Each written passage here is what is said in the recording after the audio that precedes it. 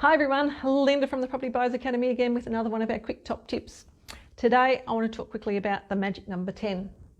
Now when we talk about investment properties we will be looking for this magic number 10, and what that is a combination of a property's compounding annual growth. So we want that as a long-term growth, historical growth. The longer the better. So if you've got 20 years of data, fantastic, that's the ideal. And we want to add that to the rental return, the gross rental return for that property. So we want those two percentages to add up together to a minimum of 10%. So if you're, example, looking at a lovely house there, which is the growth figure, if your growth figure was 8%, then you would be looking for a rental figure of at least 2% to get to your magic number 10. Anything above that is fantastic, but you would want to get those two figures to add up to 10%. So ideally, if you're looking for a growth asset, you'd be looking for something with a minimum of 7.25% compounding annual growth.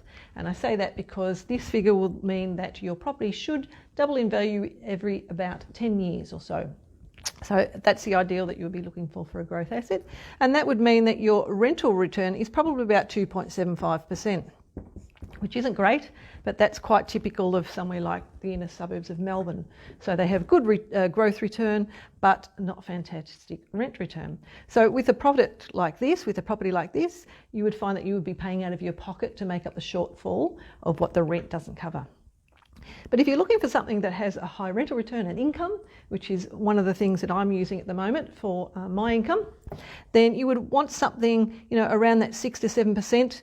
So if you had a product that was 7%, you were getting a 7% gross rental return, which luckily I am, then you would be getting probably only about a 3% growth on that property.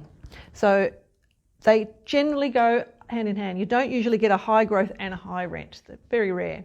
Now, you would probably get better income properties in more of the regional areas or particular places around Australia.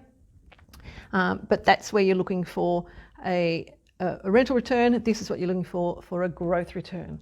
And ideally, what I set up and what a lot of my clients set up was a combination of these different products, these different properties, to build up their whole portfolio. So in the long term, they had a portfolio that would meet their goals. But that's another story, and I'm not going to advise you about your financial needs. I'm just purely telling you about the magic number 10 that you should be looking for when you're looking for investment grade properties.